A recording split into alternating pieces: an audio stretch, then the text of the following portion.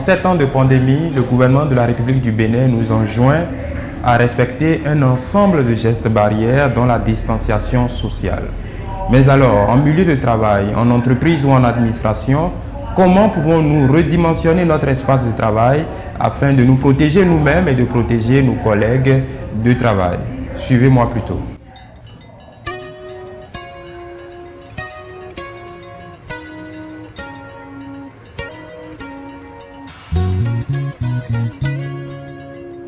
Comme vous pouvez le voir, cet espace a été reconfiguré pour permettre à nos collègues de travailler dans un espace sain tout en respectant les 1 mètre de distanciation sociale conforme à l'observance stricte des gestes barrières. Dans un espace de travail comme celui-ci, il est également important de désinfecter votre surface de travail à l'arrivée et plusieurs fois par jour.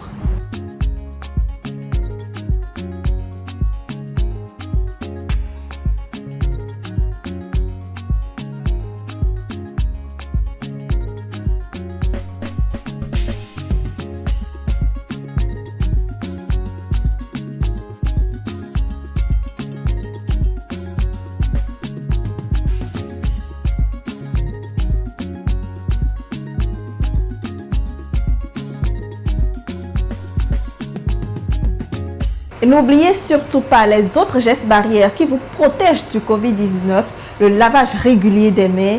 Et si vous avez envie de tousser, faites-le dans le creux du coude.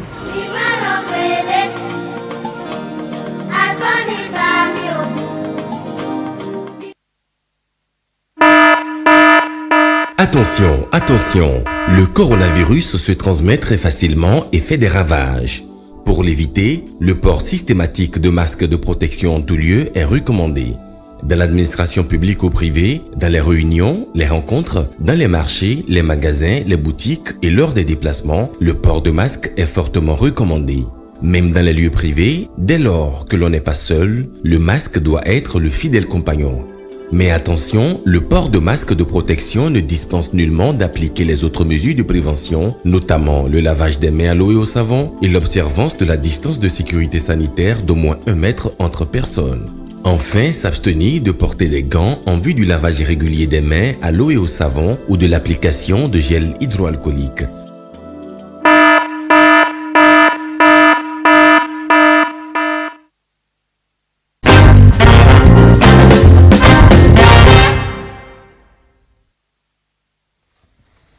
Et voilà, nous démarrons donc avec la causerie matinale. Nos invités, ils sont déjà sur ce plateau. Abdelkader Achiro, bonjour. Bonjour, chers confrères. Bonjour à vous, téléspectateurs de E-Télé. Très bien, merci de répondre à notre invitation. Monsieur Aïndé Ganiou, bonjour. Bonjour. Toujours présent. Oui, avec le même plaisir. Très bien. Alors, aujourd'hui, nous allons nous intéresser à la politique de développement que les conseillers de développement local, que les conseils communaux vont désormais instaurer pour le développement de nos communes. Abdelkader Achiro, d'abord, vous avez suivi le déroulement du scrutin jusqu'à la programmation des résultats, la convocation des conseillers et leur prochaine installation. Quelle appréciation faites-vous par rapport à tout ceci en tant que journaliste? L'appréciation que j'en fais, c'est que la démocratie béninoise continue de respirer et continuera toujours de respirer et promet des lendemains rassurants, plus que rassurants. Tout s'est passé dans le calme et la sérénité, omis quelques incidents par endroit qui sont d'ailleurs inhérents en toute organisation d'élections partout au monde sur la planète Terre. En ce qui concerne la politique de développement qui doit être celle des nouveaux maires qui seront à la tête des conseils communaux, je crois dans un premier temps que pour ceux qui sont les partisans et les sympathisants du régime actuel, ils doivent aller beaucoup plus s'approprier la vision de développement en ce qui concerne l'administration décentralisée locale du régime actuel pour pouvoir poursuivre dans la philosophie qu'imprime, ou je dirais la dynamique qui est celle imprimée par le régime actuel. Pour ceux qui ne sont pas ceux qui approuvent la gouvernance actuelle, c'est de leur plein droit, et on respecte cela également, parce que la démocratie, son essence, c'est qu'il y ait une contradiction d'idées en ce qui concerne le développement, mais il faut qu'ils inculquent dans leur démarche le fait qu'il faut raisonner, qu'il faut être raisonnable, qu'il ne faut pas cultiver l'antinomie en toute chose, qu'il ne faut pas aller dans la culture de ce que, parce que c'est l'État central qui veut le faire, c'est mauvais, non, mais plutôt aller échanger. Échanger avec les acteurs du gouvernement ne fait pas d'eux des gens qui sont dans une accointance incestueuse avec le régime en place, non, parce qu'ils pensent le développement. Le gouvernement est là pour le développement des populations, les maires également sont là pour le développement des populations, et donc pour ma part, ils ne devaient pas avoir péril à la demeure. Ils doivent également avoir pour leitmotiv également la lutte contre la corruption et l'impunité. Ils doivent également s'assurer que ce qui est destiné aux populations et aux administrés leur parviennent de façon impartiale et bien répartie.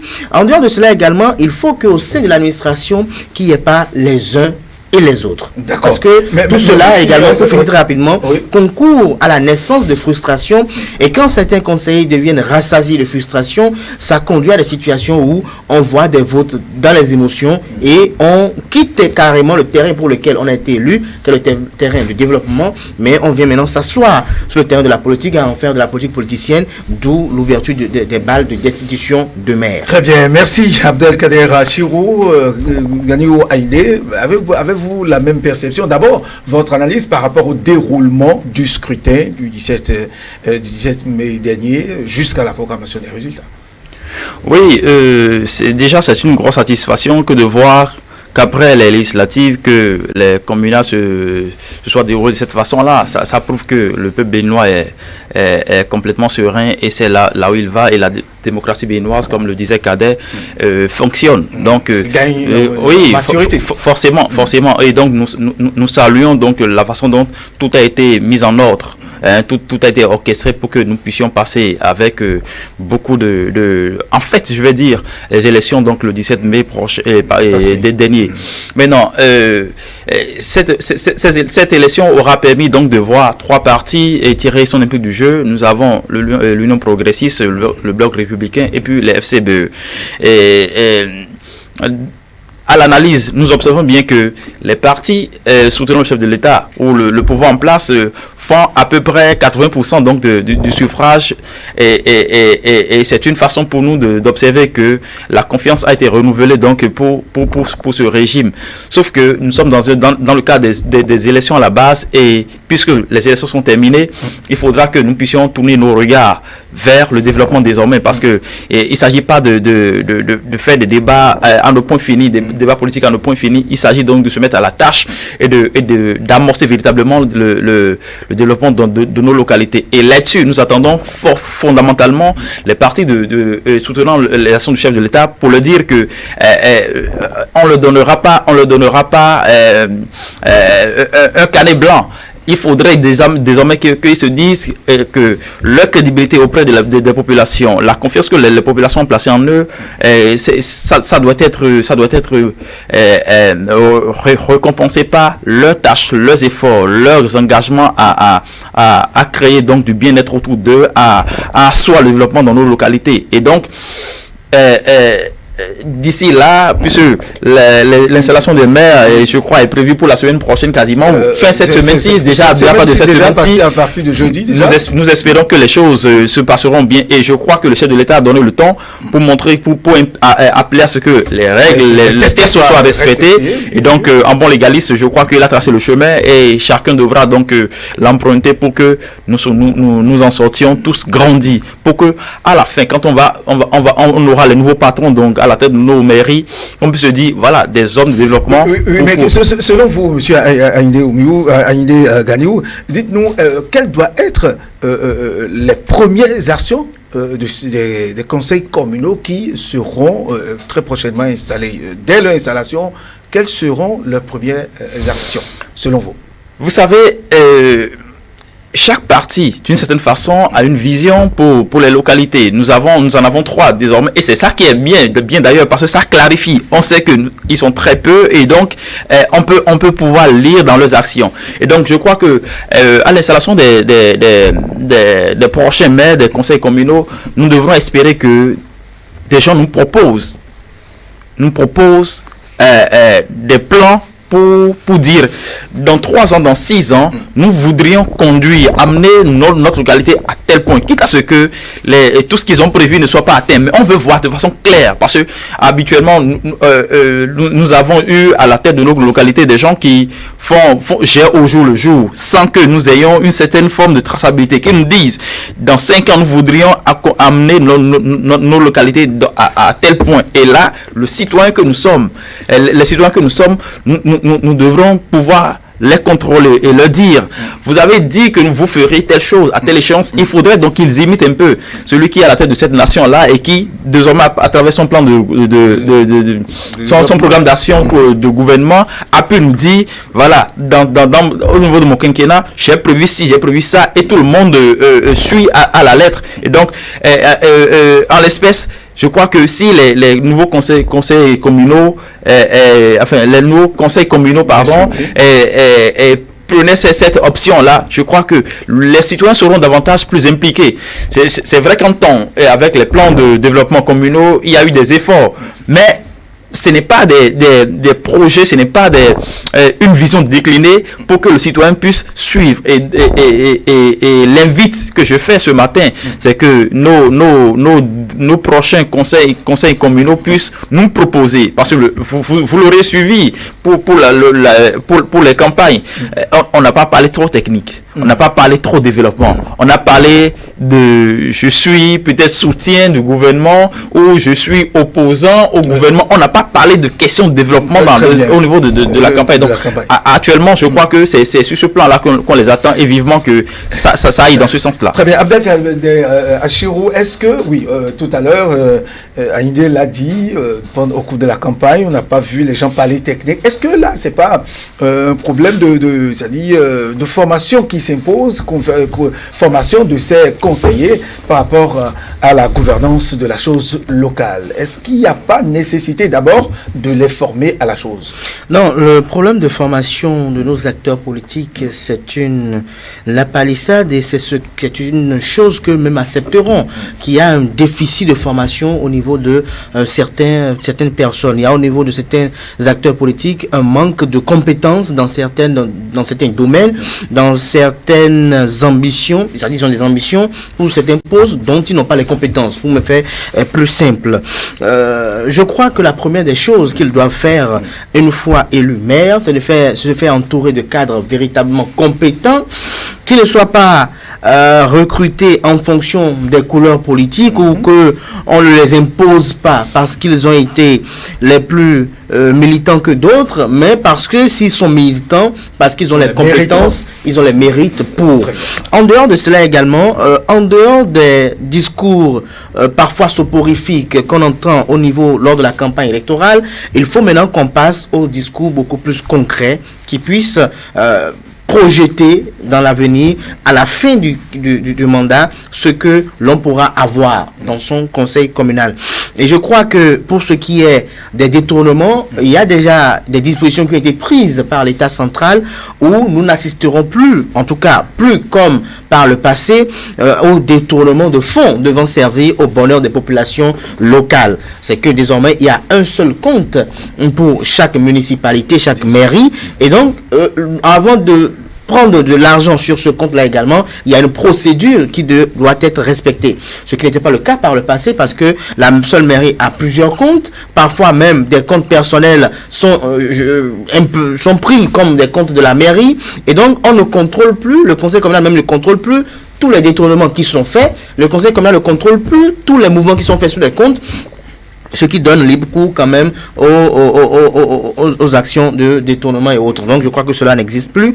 Et autre chose également qui doit être notamment une autre priorité de nos maires, c'est de ne pas être parcimonieux. Il faut que on puisse quand même donner à César ce qui est à César, permettre à chacun de jouir de son droit de cité. C'est vrai qu'étant maire, ils doivent aussi parfois être plus ou moins politiciens pour contenir et conserver l'électorat de leur formation politique, parce que dans quelques mois, il y aura une élection de grand enjeu, celle de la présidentielle 2021, mais en travaillant, mais en se mettant au travail, mais en prenant en considération ce pourquoi ils ont été élus. Nous ne voulons plus des maires qui soient là pendant 5 ans et qui ne feront rien concrètement et qui ne seront incapables ni de négocier avec l'État central, ni d'aller chercher des partenaires pour le développement local, pour au moins améliorer les conditions de vie et de travail des populations, pour construire des marchés, pour faire construire des modules et salles de classe, pour permettre aux enfants d'étudier dans des conditions beaucoup plus confortables, pour permettre aux bonnes dames de faire leur commerce dans des conditions beaucoup plus commodes, pour permettre à la ville d'être plus hygiénique. Si ils sont des maires et qui ne sont pas en mesure de faire quand même ces b.a.-ba, je crois que là encore, le phénomène de destitution risque de revenir surface, parce que on est maire non pas pour faire de la politique politicienne à la tête de la municipalité ou de la mairie à laquelle on a été élu, mais on est élu maire pour le bonheur des populations. On respecte le fait qu'il y en ait qui ne soient pas d'accord avec certaines choses. On respecte qu'il y en ait qui ne sont pas en ordre de société avec l'État central. C'est leur droit. Mais ils doivent savoir que bien qu'en État d'accord, pour ne pas être d'accord avec le régime en place, il faut qu'ils acceptent et ils adhèrent au fait qu'il faut négocier avec l'État central pour le bonheur de la population. Cela ne veut pas dire qu'ils deviennent tout de suite dans une acquaintance incestueuse, comme je l'ai dit tout à l'heure, avec le régime, mais non, cela veut dire qu'ils pensent pour le bonheur de leur population. Et pour le bonheur de leur population, tous les sacrifices sont permis. Je dis bien tous les sacrifices sont permis, parce que l'histoire retiendra que lors de sa mandature à la tête de tel conseil communal, il a pu faire ci, il a pu faire ça, il a pu faire ceci. Je crois que chacun de nous, autant que nous sommes ici, chaque Béninois vous dira que dans Cotonou, c'est l'ère de telle personne que nous avons connu ceci.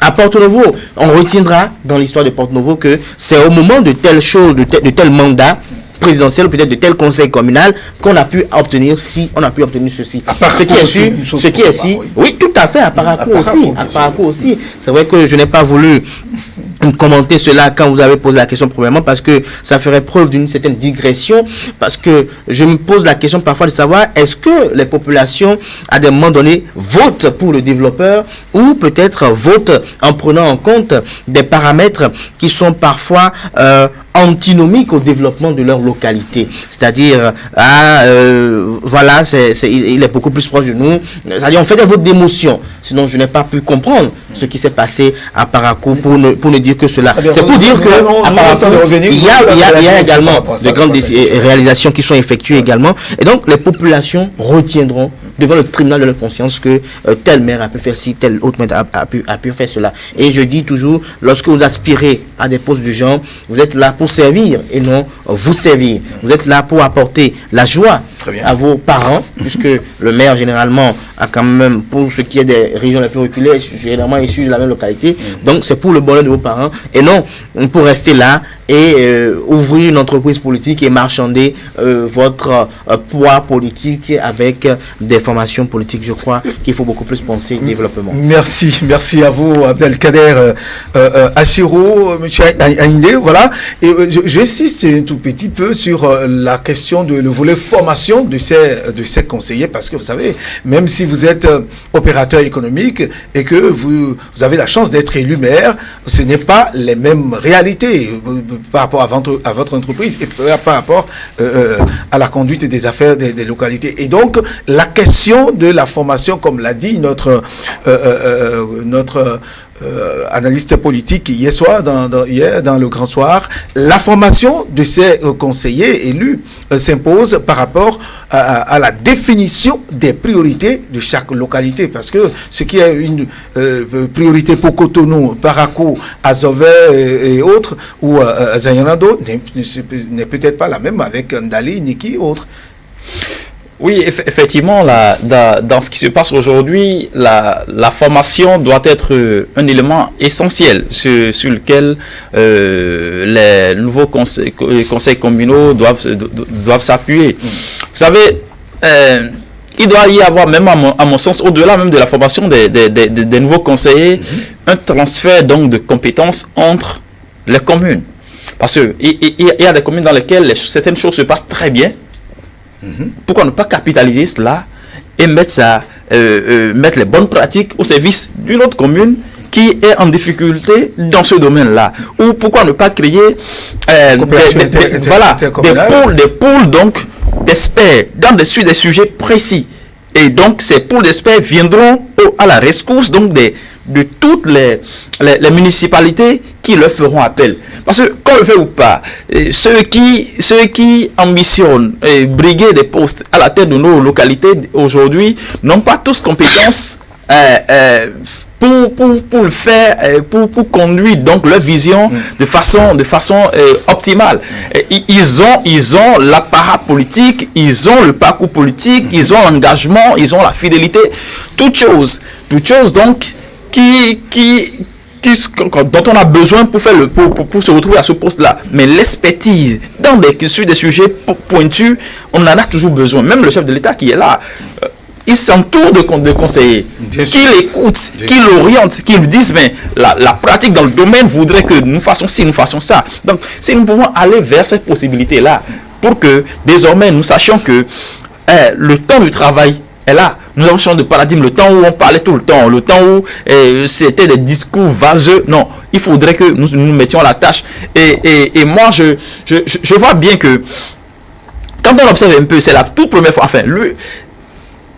oui, on peut aussi le dire, c'est la toute première fois où on a un État central qui véritablement pense développement de nos localités, avec donc des projets, avec des partenariats.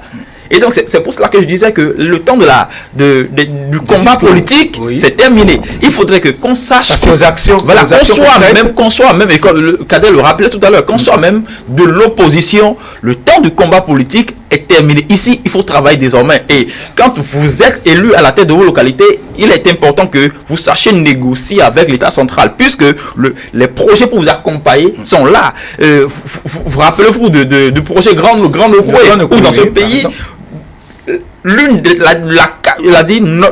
ville vitrine. Nous avions à la tête de cette ville-là un maire qui s'opposait quasiment donc à ce projet-là, ou qui nourrissait des réticences. Or, on l'a vu gérer cette mairie-là pendant plusieurs années, et il était incapable de trouver des solutions optimales pour nous sortir de nos atermoiements, de nos égarements. Donc, tant que nous allons poser la politique politicienne dans des questions de développement, tant que nous allons toujours rentrer dans les coups bas, nous n'allons jamais nous en sortir. Et donc, il faudrait que le terrain soit balisé et que les gens soient en mesure d'aller capter le partenariat à l'extérieur, tout en travaillant ici avec le pouvoir central pour que nous ayons les moyens suffisamment, parce que demain on parlera plus. Il faudrait plus qu'on dise que lorsqu'on est parti politique de l'opposition, j'ai une mairie, que c'est un handicap.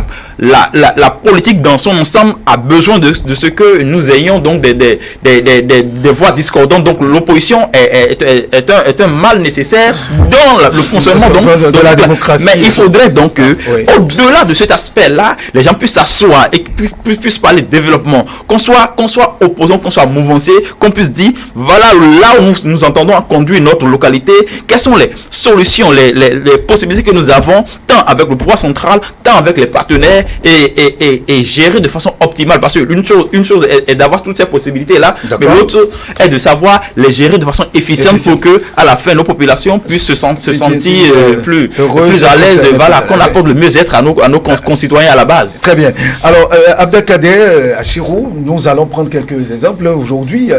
Si on vous donnait l'occasion de conseiller, de donner des conseils au prochain maire de la ville de Cotonou par exemple, de la ville d'Abomey par exemple, de Ndali, quel serait selon vous, d'abord partant de Cotonou, puisque là nous abordons une grande saison, quelles devaient être les priorités de ce conseil communal? D'abord, en premier lieu, il faut vous dire que je ne suis pas expert en gouvernance locale ou en question de développement décentralisé. Un bon citoyen qui analyse, qui observe aussi. Je crois que pour ce qui est le cadre de Cotonou, nous avons déjà un bon aspirant au fauteuil de la municipalité qui a quand même le background nécessaire pour conduire à bon port la dite municipalité. Et je crois que l'expérience qui est la sienne, le parcours et le jeu qui est le sien, ne doivent pas trahir à ce que je suis en train de prédire. Et donc la priorité des priorités, c'est la lutte contre les inondations que nous avons toujours connues et qui a toujours été le terme de campagne des uns et des autres à la veille des élections municipales et communales. Parce que Toko a fini avec les 3 CI en avant. Nous avons vu du CI, nous avons parlé de CP et bien d'autres choses. Je crois qu'aujourd'hui, dans les jours à venir, nous aurons probablement à la tête de la mairie celui que je vois et que je ne veux pas évoquer le nom, et que ceux qui sont bien futés devinent déjà de qui je parle. S'il arriverait à arriver à la tête de cette municipalité, il pourra quand même imprimer un certain développement. Et de par son carnet d'adresses, par son passage à la tête d'une grande association comportant la plus grande partie, de l'ensemble des communes du Bénin, il pourra trouver des partenaires nécessaires au diagnostic conséquent pour permettre à ce qu'on puisse ne plus assister quand même à ces inondations-là. C'est vrai que d'autres experts disent qu'on ne peut pas en finir totalement. Il va rester quelques nids qui vont subsister, mais on peut quand même trouver un plan d'assainissement pluvial qui va pouvoir bien juguler et qui permettra quand même au niveau de certaines zones qui sont parfois inondées qu'on ne puisse plus avoir de l'eau à ces endroits-là. Donc je crois que cela sera faisable. En dehors de cela également, il y a l'éclairage public. Tout cela concourt quand même à la sécurité, parce que je suis ici par exemple avec ma moto, quand je sors au-delà de 22 heures sur certaines routes qui ne sont pas éclairées, je ne m'y aventure pas, parce qu'on peut toutefois m'arracher ma moto, on peut me dérober mon sac, et donc je ne m'y aventure pas. L'éclairage public, doter la police municipale et lui donner les attributs qui sont la sienne et lui permettre de travailler en toute autonomie et indépendance sous couvert de la police républicaine, permettre aux usagers de la route de pouvoir adopter les gestes et comportements citoyens, permettent également à la ville de pouvoir retrouver son image de ville vitrine à travers, comme cela se fait depuis un certain temps, un nettoyage systématique tous les jours des différentes grandes rues et autres axes routiers, permettre que les caniveaux et les évacuations d'eau soient vidées et débouchées de façon récurrente pour que cela puisse permettre un facile écoulement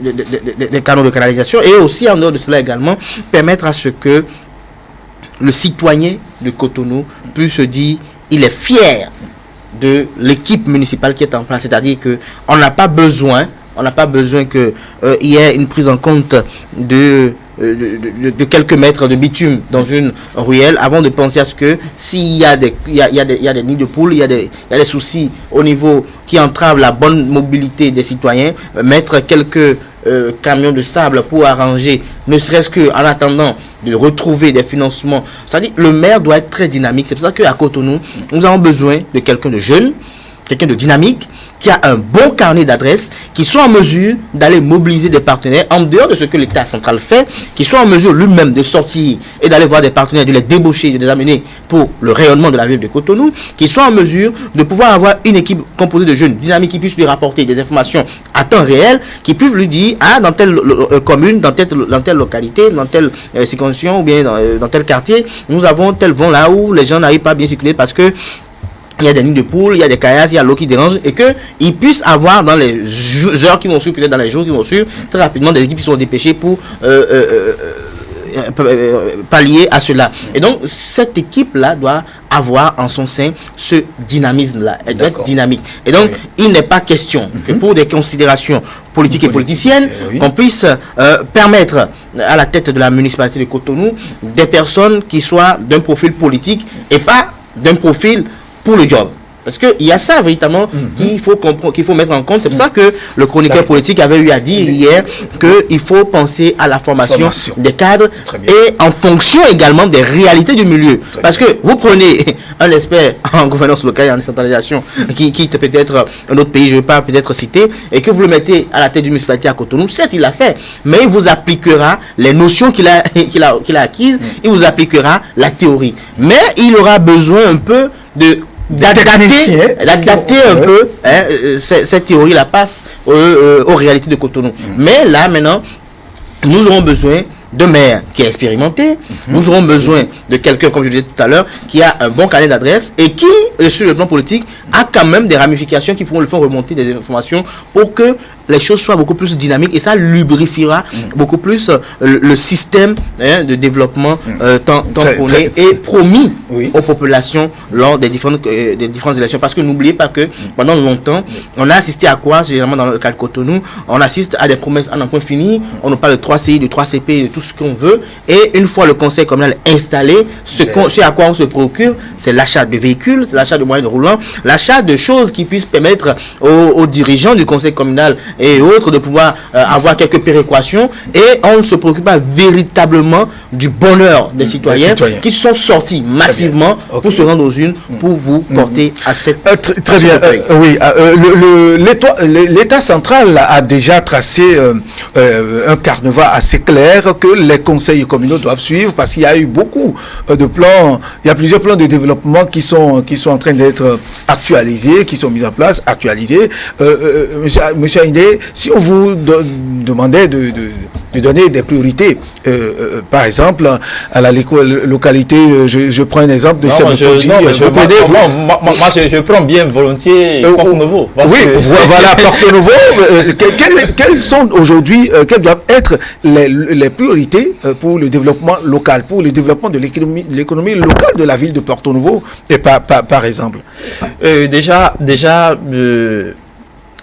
il faudrait que les choses changent définitivement. Et moi, le maire Osso m'a fait l'amitié de... Nous n'allons pas... Non, c'est pas une flèche. Il m'a fait l'amitié d'échanger avec moi sur une certaine chose avant ces élections-là. Et je crois que... j'ai exprimé certaines choses que je vais partager ici sur ce plateau ce matin. Vous savez, Porto-Novo, c'est une ville spéciale. Au-delà d'être la capitale du Bénin, c'est une ville spéciale qui mérite que l'on lui accorde une attention spéciale. Vous savez, chaque fois que moi je rentre dans Porto-Novo, par exemple, des choses élémentaires, basiques. Quand vous descendez le pont, on dit il faut donner à une ville une personnalité. C'est attribué. Voilà, non. On n'a même pas la possibilité, les gens ne font même pas les choses les plus essentielles. D'abord, rentrer dans la ville, parfois les feux ne marchent pas, l'éclairage public ne marche pas, et les places publiques que nous fréquentions quand on était plus jeunes sont délaissées quasiment. Vous voyez à la place Bayol, quasiment l'effigie de truc là est en abandon. À la limite, on se demande, n'eût été le programme d'action du gouvernement qui aujourd'hui donne un peu d'embellie à la ville de Porto-Novo. Chaque fois on allait à Porto-Novo, on avait le sentiment que c'était une ville oubliée, abandonnée. Même la jeunesse par ses dirigeants, même fondamentalement, parce que c'est ça. Même pour la jeunesse, pour s'épanouir, est obligé de quitter Porto-Novo, la ville, pour se retrouver à Cotonou. Parce qu'il n'y a même pas de salle de spectacle. C'est-à-dire que c'est ahurissant qu'on soit dans une capitale et que nous n'ayons pas une salle de spectacle qui comporterait peut-être 1000 jeunes. Et donc, il n'y a rien finalement que les gens aient pu faire, il n'y a pas de plan, il y a dit que on fait des colmatages, on fait de l'improvisation, et donc le temps est venu pour qu'on puisse nous dire de façon claire. Peut-être les quelques salles de cinéma qui restaient, qui étaient là, au profil mais est-ce qu'il y en avait même en tant que... S'il y avait même des salles de cinéma à Porto-Novo, à part il y avait et puis finalement des trucs. Moi, je disais la dernière fois, Porto Novo, au-delà de tout, a un aspect culturel et qu'il serait même important quand on descend du pont d'avoir l'effigie donc du Thé Agbanli érigé par un sculpteur pour annoncer de Porto Novo, par exemple, pour annoncer que nous rentrons dans une ville qui a une histoire, qu'on peut vendre. D'accord. Il n'y a pas d'événement en tant que tel, à part le FIP que, bon, les gens dans un des bureaux et là-bas échafaudent là et puis on voit sur les écrans, il n'y a rien. Les Porto-Noviens ne se sont même pas impliqués dans le développement de leur ville. Même les Porto... Écoutez, les Porto-Noviens sont les gens les plus on a beaucoup de gens riches à Porto Novo. Et si on les intéressait au développement de leur ville, je crois qu'on ferait beaucoup de choses, même avec les enfants de Porto Novo. C'est-à-dire qu'on peut initier des activités pour appeler les fils de Porto Novo à contribuer. On sort des projets. On voudrait avoir telle chose, on voudrait avoir telle chose, Et le projet... Quelle serait votre participation même sur ces projets de façon spécifique, on voudrait que ce soit les enfants de Porto Novo qui puissent contribuer à cela. Je vous assure, les Porto Noviens aiment leur ville et ils feront beaucoup de choses. Mieux, il faudrait que les gens aillent chercher des partenaires extérieurs. Déjà, l'État central fait beaucoup de choses. Mais moi, je n'ai jamais compris qu'on soit maire de Porto Novo et que, de ma position de citoyen, j'ai le sentiment que dans d'autres villes qui n'ont pas l'envergure de Porto Novo, des gens sortent, trouvent des partenaires comme Boycon, le maire de Boycon, l'ancien maire de Boycon qui aujourd'hui aspire devenir maire de Porto Novo. Mais moi, j'ai jamais quasiment vu les gens de Porto Novo, l'équipe disons de Porto Novo être dans cette dynamique-là pour nous venir faire le point, pour avoir des partenaires sur le terrain, pour nous dire voilà, on n'a jamais vu ces choses-là. Et désormais, donc, et c'est un appel que nous lançons aux partis donc, qui font le combat pour briguer, pour faire tout là. Je crois que dans ce que nous avons là, l'Union progressiste vient à la tête, je crois, et que la mairie certainement irait dans ce sens-là. On attend fondamentalement l'Union progressiste sur ce terrain-là, parce que nous n'allons pas nous contenter d'applaudir, de dire que c'est le parti qui soutient le chef de l'État. Non, nous voudrons que désormais Porto Novo retrouve ses attributs de capital et véritablement les 6 années à venir, nous devrons dire oui, on a eu raison, le sympathisant a eu raison d'avoir installé un autre parti à la tête de cette ville-là et désormais pour le bonheur de tous les Porto-Noviens, de tous les Porto-Noviens. L'autre ville a statut particulier qui est Parakou, on le dit très souvent, c'est au bout de la bonne ancienne corde qu'on tisse la nouvelle et la continuité est de mise, surtout quand ça marche. Aujourd'hui, les populations de Parakou ont vu l'aspect que cette ville a. Je quitte Parakou, je vais un peu dans les autres communes aussi. Il y a donc nécessité de promouvoir l'économie locale et le partenariat local aussi, Abdelkader. Vous me parlez de Parakou et je rappelle tout de suite de la foire de Parakou. Très bien. La foire de Parakou qui est une initiative du maire Charles Toko qui a pu quand même, de par son carnet d'adresses assez impressionnant, regrouper quand même un certain nombre d'acteurs économiques, pas des moindres, sur le plan national et même international, pour venir apporter un tonus quand même à l'économie locale de cette commune. Je crois que sous le leadership éclairé du maire Charles Toko, cette commune a connu une certaine révolution. Tant dans tous les secteurs, que ce soit dans les AEV, les addictions d'eau villageoise, sur les infrastructures, sur la propreté, l'image de la ville également. La sécurité. Tout cela connaît une toilette, sans occulter également ce que vous avez évoqué tout à l'heure, la sécurité des personnes et des biens. Je crois que il y a une chose qui reste prépondérante et que nous n'avons pas fait d'hypocrisie à le dire, c'est que le maire, en dehors de sa coloration politique, doit chercher à avoir de bonnes acquaintances avec l'État central pour qu'il puisse avoir un appui pour le développement de sa localité. On ne peut pas choisir être maire et décider de vivre en autarcie. On ne peut pas choisir être maire et décider d'être constamment en opposition avec le régime central. Je tiens à préciser que être opposant au régime ne veut pas dire qu'on est opposant aux idées de développement du régime. Et donc, pour cette question-là, ça ne coûte rien à un maire, qu'il soit opposant, d'appeler dans son conseil communal ou même de se faire d'avoir comme adjoint des anciens maires ou peut-être des élus qui ont quand même une certaine proximité avec l'État central, de les associer à la gouvernance pour le bonheur des populations. Parce qu'il ne faut pas occulter des choses. La première mission pour laquelle on est dans ce fauteuil, c'est le développement des populations, le développement de la localité, le rayonnement de la dite commune qu'on est en train de diriger. Et donc, il ne faudrait pas également que la minorité qui se retrouvera dans le conseil communal soit une minorité de blocage. Elle peut être une minorité de critique qui permettra quand même au conseil communal de ne pas verser dans le libertinage, mais un temps soit peu de pouvoir se dire, ah, écoutez ce qu'ils ont dit, est-ce que peut-être ils n'ont pas raison de pouvoir faire des réajustements. C'est pour vous dire que sur le cas de Parakou, les Parakois eux-mêmes le savent que le maire Charles Toko a effectué des prouesses et beaucoup de choses. Peut-être que il y a eu un problème politique qui n'a pas été réglé. Il n'y a que les politiques et les politiciens qui pourront en parler. Mais je crois que le maire Charles Toko peut encore apporter beaucoup à la commune de Parakou. Et il serait hypocrite et même malhonnête de dire que il n'a peut-être pas fait grand-chose et qu'il peut avoir peut-être au sein des nouveaux élus quelqu'un qui a le profil de faire mieux que lui. Et moi, je crois peut-être que dans une démarche politicienne, et quand on sait comment tourne aussi la politique, parce que la politique, n'oubliez pas, l'essence de la politique réside dans les surprises, c'est pour vous dire que ne soyez pas surpris de revoir encore le maire Charles Toko, bien qu'il ne soit pas de la majorité, se retrouver à la tête de la mairie de Parakou, ou peut-être avoir quand même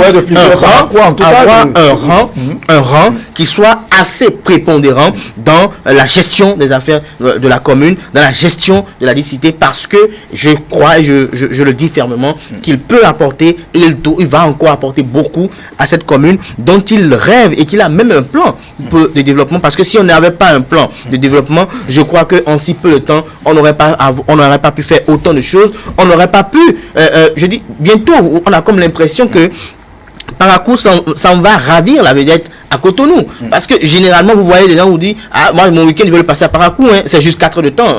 Tu as une bonne voiture, tu y es. Et donc, vous voyez déjà que les gens se trouvent aisés là-bas, encore que c'est une ville aussi cosmopolite, où on retrouve un peu de toutes les ethnies du Bénin là-bas. C'est pour vous dire en d'autres termes que ça permet au Septentrion, à ceux qui sont au Septentrion, qui autrefois avaient envie de venir tous les week-ends à Cotonou, d'autres disent qu'ils vont rester, et maintenant c'est l'inverse, c'est ceux de Cotonou qui s'y rendent. Donc je crois que sous sa mandature, il y a eu beaucoup d'avancées, d'énormes avancées, des révolutions qui ont été faites, et il revient quand même aux populations de tenir compte de cela. Et les élections sont finies, pensons développement désormais, et donc pour le développement, aucun sacrifice n'est de trop pour le bonheur des populations, parce que n'oubliez pas qu'ils sont élus pour 6 ans. Très bien.